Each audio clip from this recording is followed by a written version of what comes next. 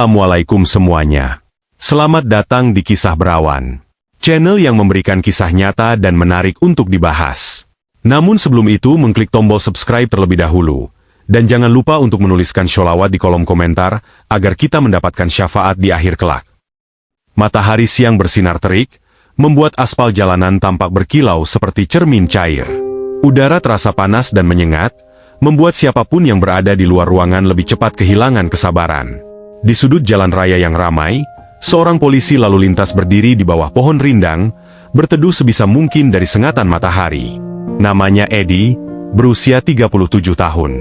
Seragamnya tampak rapi, tapi di balik sikapnya yang terlihat disiplin, ia dikenal sebagai polisi yang suka mencari keuntungan pribadi dari para pengendara yang melintas. Setiap hari, Eddie memiliki kebiasaan yang sama, mencari-cari pengendara yang bisa dipermasalahkan, lalu menawarkan jalan pintas untuk menghindari tilang, tentu saja dengan bayaran. Kalau cuma ngandalin gaji, kapan kaya? Pikirnya setiap kali berhasil mendapatkan uang dari pengendara yang pasrah. Siang itu, lalu lintas cukup padat. Mobil-mobil melaju pelan, terjebak dalam antrean panjang di lampu merah. Dari kejauhan, Eddie memperhatikan sebuah mobil pribadi berwarna hitam, melaju dengan santai di jalur kanan. Mobil itu tampak mahal. Bodinya mengilap memantulkan cahaya matahari. Mobil bagus. Pasti ada duitnya, batin Eddie. Dengan cepat, ia melangkah ke tengah jalan dan mengangkat tangannya, memberi isyarat agar pengemudi berhenti. Mobil itu perlahan menepi ke bahu jalan, tepat di bawah naungan pohon besar. Jendela sisi pengemudi perlahan turun, memperlihatkan seorang pria berusia sekitar 43 tahun. Tubuhnya tinggi dan tegap, dengan rahang tegas dan sorot mata tajam yang mengawasi Eddie tanpa ekspresi. "Selamat siang, Pak," sapa Eddie dengan nada formal, tapi ada nada otoritas di dalamnya. Pria itu tidak langsung menjawab. Ia hanya menatap Eddie beberapa detik, seakan sedang menilai sesuatu. Akhirnya dia berkata, "Ada masalahkah, Pak?" Eddie melirik ke dalam mobil, mencari-cari sesuatu yang bisa dijadikan alasan untuk menilang. Tapi sejauh pengamatannya, semuanya tampak normal. Namun, itu tidak menghentikan niatnya. "Boleh saya lihat SIM dan STNK, Pak?" tanyanya. Pria itu menghela napas pelan, lalu membuka dompetnya. Dengan tenang, ia menyerahkan SIM dan STNK kepada Eddie. Eddie menatap kartu itu sebentar. Nama yang tertera di SIM itu adalah Hendro Wibowo. "Bapak tahu nggak kalau kaca film mobil ini terlalu gelap?" tanya Eddie. Hendro menaikkan alisnya. "Setahu saya, ini masih sesuai aturan, Pak." Eddie menggeleng pelan. "Bisa mengurangi visibilitas, Pak. Ini bisa jadi pelanggaran." Hendro tidak langsung membantah, tapi ekspresinya tetap tenang. "Lalu, maksud Bapak apa?" Eddie berdeham, lalu dengan nada lebih rendah berkata, "Ya, kalau Bapak mau berbaik hati, kita bisa selesaikan di sini saja. Ngerti kan maksud saya?" Hendro masih diam. Ia menggenggam kemudi lebih erat, lalu tersenyum kecil. "Pak Eddie, ya?" katanya, sambil melirik ke name tag di seragam Eddie. Eddie sedikit terkejut, tapi tetap menjaga ekspresinya agar tetap tenang. "Iya, betul. Kenapa, Pak?" Hendro menatapnya tajam. "Kamu tahu siapa aku?" Eddie merasakan ada sesuatu yang janggal. Nada bicara pria ini terlalu percaya diri, terlalu santai. Tapi ia mencoba tetap pada rencananya. "Ya, saya nggak tahu, dan saya nggak perlu tahu. Yang penting Bapak ngertilah maksud saya." Hendro menghela napas panjang, lalu memasukkan tangannya ke dalam jaketnya. Eddie tiba-tiba merasa ada yang tidak beres. Refleks, ia mundur selangkah. Pikirannya dipenuhi berbagai kemungkinan. Siapa sebenarnya pria ini? Detik-detik terasa panjang. Lalu, dalam sekejap, Hendro menarik sesuatu dari dalam jaketnya dan Eddie menahan napas saat melihat Hendro menarik sesuatu dari dalam jaketnya. Jantungnya berdetak lebih cepat. Pikirannya seketika dipenuhi berbagai kemungkinan. Apakah pria ini seorang polisi? Atau preman yang menyamar? Namun, yang dikeluarkan Hendro bukanlah senjata atau benda berbahaya lainnya, melainkan sebuah kartu identitas. Dengan gerakan tenang, ia menyerahkan kartu itu kepada Eddie. Eddie ragu sejenak sebelum menerimanya. Begitu matanya jatuh pada tulisan di kartu tersebut, tubuhnya mendadak terasa kaku. Brigadir Jenderal TNI Hendro Wibowo, darah Edi seakan berhenti mengalir. Ia menelan ludah, membaca ulang tulisan itu untuk memastikan dirinya tidak salah lihat. Tapi tidak ada yang salah. Pria yang baru saja ia coba pala ini ternyata seorang jenderal TNI aktif.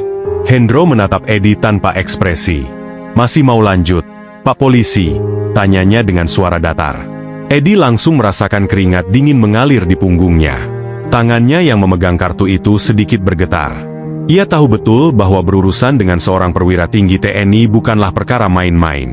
Namun, sebelum Edi sempat berpikir untuk mundur, Hendro mengambil kembali kartunya dan memasukkannya ke dalam jaket. Orang-orang di sekitar mulai memperhatikan. Beberapa pengendara yang lewat melirik ke arah mereka, penasaran dengan situasi yang terjadi. "Jadi, apa alasanmu menilang saya?" tanya Hendro, kali ini dengan nada yang lebih tegas. Edi mencoba menguasai dirinya. Meski gugup, egonya sebagai polisi tidak membiarkannya mundur begitu saja. Ia menarik napas dalam, berusaha mencari celah untuk tetap mempertahankan otoritasnya. "Maaf, Pak.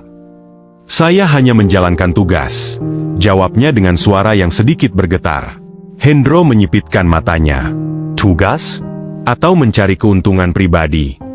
Edi terdiam. Hendro melangkah mendekat, suaranya semakin rendah tapi penuh tekanan. "Kau pikir aku tidak tahu permainan seperti ini?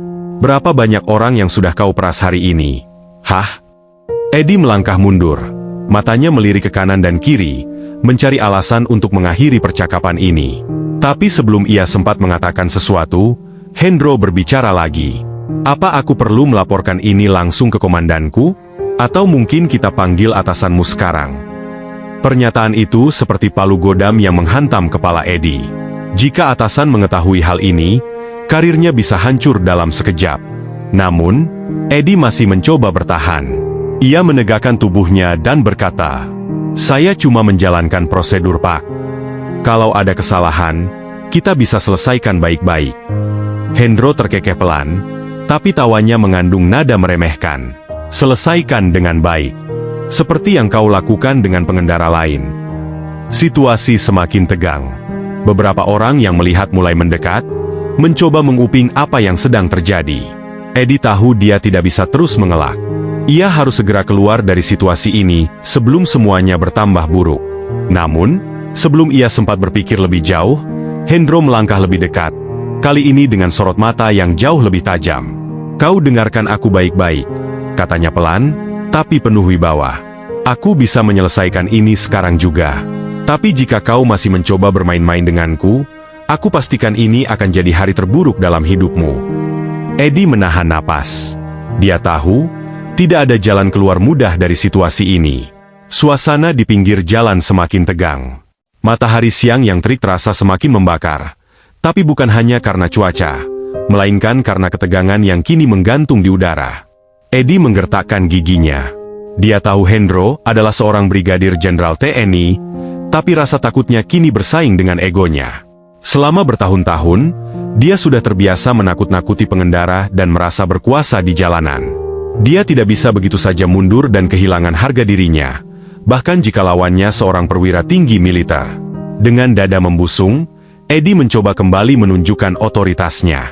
"Pak, bagaimanapun juga, saya tetap seorang polisi. Ini adalah wilayah saya, dan saya berhak menilang siapapun yang melanggar aturan." Hendro menatapnya lama. Lalu, dia menggeleng pelan. Ekspresinya berubah menjadi campuran antara kecewa dan marah. "Jadi, kau masih merasa benar?" Edi mengangkat dagunya. "Saya hanya menyiapkan tugas, Pak." Hendro mendengus. "Tugas, katamu? Atau ini hanya alasan untuk memalak?" Edi mengepalkan tangannya. Perkataan Hendro itu seperti tamparan keras di wajahnya, membuat amarahnya mendidih. Dia sudah cukup sabar menghadapi pria ini, dan sekarang dia merasa dipermalukan di depan umum. Orang-orang yang sejak tadi mengamati mulai berbisik-bisik. Beberapa dari mereka bahkan mengeluarkan ponsel, mungkin untuk merekam kejadian ini. Hendro melipat lengannya. "Aku sudah memberimu kesempatan untuk mundur, tapi kau tetap keras kepala." Edi semakin panas. "Saya tidak peduli siapa Anda. Ini masih wilayah hukum polisi, dan saya tidak akan membiarkan seorang tentara mengatur-atur saya." Hendro tersenyum tipis. Tapi itu bukan senyum ramah. Lebih seperti senyum seseorang yang siap menghadapi tantangan. Kau ingin seperti itu, katanya pelan. Baik. Dan dalam sekejap, Hendro bergerak lebih cepat dari yang bisa diperkirakan Eddie. Dengan satu gerakan gesit, Hendro meraih tangan Eddie yang masih menggenggam SIM dan STNK-nya. Dalam satu hentakan kuat, dia menarik tangan Eddie ke belakang, membuat polisi itu kehilangan keseimbangan. "Apa-apaan ini?" teriak Eddie, berusaha melepaskan diri. Tapi Hendro sudah terlalu berpengalaman dalam pertarungan jarak dekat. Dia memanfaatkan bobot tubuhnya untuk mengendalikan gerakan Eddie, lalu mendorongnya ke arah kap mobil dengan keras. Brak! Eddie tersungkur ke atas kap mobil Hendro, wajahnya menghantam permukaan besi panas. Beberapa orang yang menyaksikan langsung terkejut, sebagian bahkan mundur ketakutan. Tapi ada juga yang tetap diam, ingin melihat bagaimana kelanjutannya. Eddie menggeram dan dengan kasar berusaha melepaskan diri. Kurang ajar. Dengan kekuatan penuh, dia menyikut perut Hendro dan berhasil membuat pria itu mundur beberapa langkah. Eddie berbalik, wajahnya merah padam karena marah dan malu. Tanpa berpikir panjang, dia melayangkan pukulan lurus ke arah wajah Hendro. Namun, Hendro lebih cepat. Dengan refleks yang tajam, dia menunduk sedikit, menghindari pukulan itu, lalu mencengkeram pergelangan tangan Eddie dan memutarnya ke belakang. Arg! Eddie berteriak kesakitan. Dengan satu gerakan cekatan, Hendro memiting leher Eddie dari belakang, membuat polisi itu semakin kesulitan bergerak. "Kau pikir bisa menang dengan otot?" "Hah?" bisik Hendro di telinganya. "Aku sudah bertahun-tahun latihan untuk ini." Eddie tidak terima.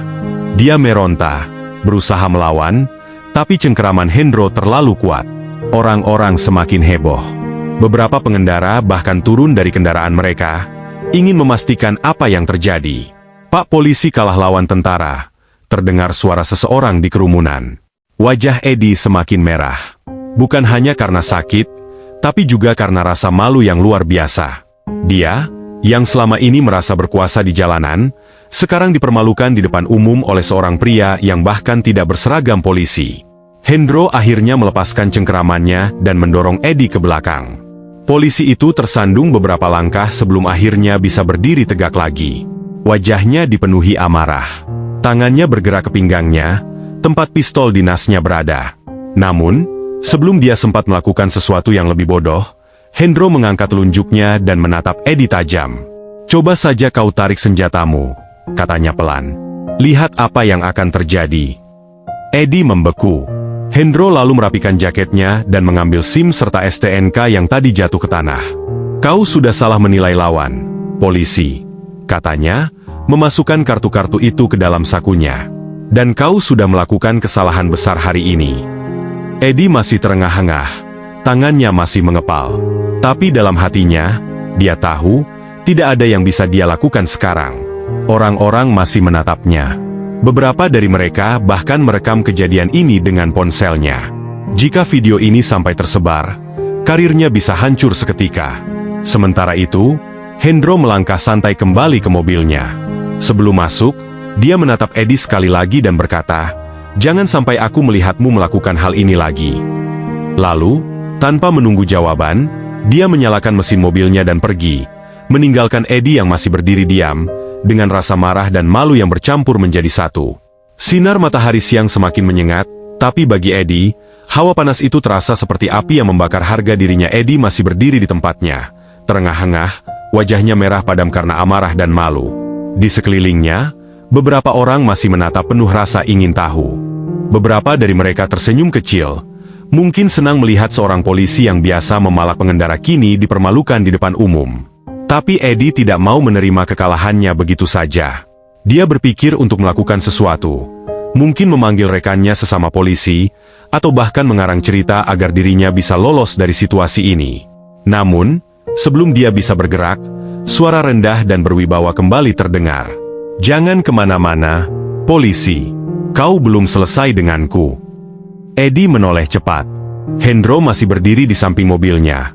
Tapi kini dia sedang berbicara melalui ponselnya. "Ya, aku di jalan raya dekat perempatan. Bawa beberapa anggota ke sini.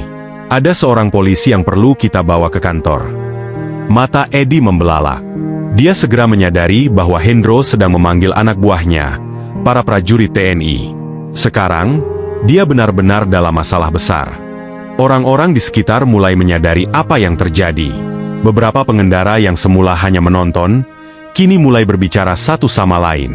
"Wah, polisi itu mau ditangkap tentara," bisik seseorang. "Wah, baru pertama kali lihat ada polisi yang kena begini," ujar yang lain. Eddie mulai panik. Keringat dingin mengalir di pelipisnya. Dia mencoba bersikap tenang, tapi dalam hatinya, dia tahu bahwa tidak ada jalan keluar. Sekitar 5 menit kemudian, suara deru motor terdengar dari kejauhan. Eddie menoleh dan melihat 3 motor besar berwarna hijau tua melaju cepat ke arahnya.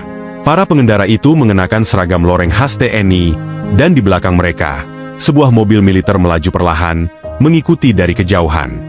Brigadir Jenderal Hendro Wibowo benar-benar memanggil pasukan. Orang-orang yang menonton semakin heboh. Beberapa dari mereka bahkan mulai merekam kejadian ini dengan ponselnya. Eddie semakin panik. Dia melirik ke arah jalan, mencari-cari cara untuk kabur. Tapi sebelum dia bisa melakukan sesuatu, 3 prajurit TNI sudah tiba dan mengelilinginya. Seorang tentara berpangkat letnan turun dari motornya, berjalan mendekati Hendro dan memberi hormat. "Siap, Jenderal. Apa instruksi?" Hendro menatap tajam ke arah Eddie, lalu berkata dengan suara tegas, "Tangkap polisi ini. Dia melakukan pungli dan penyalahgunaan wewenang di jalan." Eddie sontak melangkah mundur. Tangannya terangkat sedikit. "Tunggu. Ini pasti ada kesalahpahaman, Pak," katanya, berusaha mempertahankan posisinya. Letnan itu menoleh ke arah Hendro, meminta kepastian. Hendro mengangguk sekali. "Bawa dia ke kantor polisi. Kita serahkan ke Propam." 2 tentara langsung mendekat dan meraih lengan Eddie. "Hai, saya polisi. Kalian tidak bisa sembarangan menangkap saya." Eddie berteriak dan meronta, tapi cengkeraman para tentara itu terlalu kuat. Salah satu tentara berkata dengan nada dingin, "Kami tidak menangkap Anda. Kami hanya mengantarkan Anda ke kantor polisi untuk ditindaklanjuti." Eddie meronta semakin keras, tapi sia-sia. Dalam hitungan detik, dia sudah diborgol dengan tangannya di belakang. Orang-orang yang menonton mulai bersorak kecil. "Rasain, Pak Polisi. Udah sering tuh main pungli di sini," seru seorang pengendara. "Baru kali ini lihat polisi yang kena getahnya sendiri," kata yang lain sambil tertawa kecil. Eddie semakin marah dan merasa terhina. Namun, tidak ada yang bisa dia lakukan. Eddie digiring menuju mobil militer yang sudah menunggu di pinggir jalan. Para tentara membukakan pintu belakang dan mendorongnya masuk. Sementara itu, Hendro berbicara sebentar dengan letnan yang tadi datang. "Pastikan dia dibawa langsung ke Propam. Aku ingin laporan ini sampai ke atasan mereka." Letnan itu mengangguk. "Siap, Jenderal." Hendro melirik ke arah Eddie yang kini duduk di dalam mobil dengan wajah penuh kemarahan dan rasa malu. Sebelum pintu mobil ditutup, Hendro mencondongkan tubuhnya sedikit dan berkata pelan, "Aku sudah memperingatkanmu, polisi. Tapi kau terlalu keras kepala untuk mendengarnya." Eddie hanya bisa menundukkan kepala. Mobil militer itu kemudian melaju perlahan, membawa Eddie menuju kantor polisi dan Propam untuk diperiksa lebih lanjut. Sementara itu, Hendro masuk kembali ke mobilnya. Dia menyalakan mesin dan melirik sekilas ke kaca spion, melihat mobil yang membawa Eddie menjauh. Dengan napas panjang, dia menggelengkan kepalanya. "Polisi macam apa kau?" gumamnya pelan sebelum akhirnya menekan pedal gas dan pergi meninggalkan tempat itu. Eddie duduk di kursi ruang interogasi, wajahnya penuh keringat. Di depannya, seorang perwira polisi berpangkat kombes menatapnya tajam, sementara seorang petugas Propam mencatat setiap jawaban yang keluar dari mulutnya. "Jadi, kau masih mau berbohong?" suara sang kombes terdengar dingin. "Kami sudah menerima laporan. Ada cukup bukti, termasuk rekaman video dari warga. Kau pikir bisa mengelak?" Eddie menunduk. Tangannya terkepal di atas meja. Ia tahu kalau ia hanya bisa pasrah. Setelah hampir 1 jam interogasi, keputusan pun keluar. Kombes itu bersandar di kursinya dan berkata, "Mulai hari ini, kau dicopot dari jabatanmu sebagai polisi lalu lintas." Eddie merasakan tubuhnya melemas. Namun, keputusan belum selesai. "Kau akan dipindah tugaskan ke kota kecil di pedalaman Jawa. Tidak ada jalan besar di sana, Tidak ada kendaraan mewah yang bisa kau tilang sembarangan. Cuma desa dan sawah. Edi ingin protes, tapi dia tahu itu sia-sia. Hari itu, karir dan egonya hancur dalam sekejap. Saat keluar dari kantor propam, dia menatap langit siang yang panas. Namun, kali ini, panasnya terasa lebih menyiksa daripada biasanya. Dalam sekejap kehidupan Edi pun berubah akibat keserakahan yang ia lakukan. Dan yang dimilikinya sekarang hanyalah rasa menyesal yang menghantuinya. Nah, seperti itulah cerita di video kali ini. Semoga ada pembelajaran yang dapat diambil di dalamnya. Dan jika kalian suka dengan video ini, jangan lupa subscribe, agar kalian tidak ketinggalan untuk video-video menarik lainnya.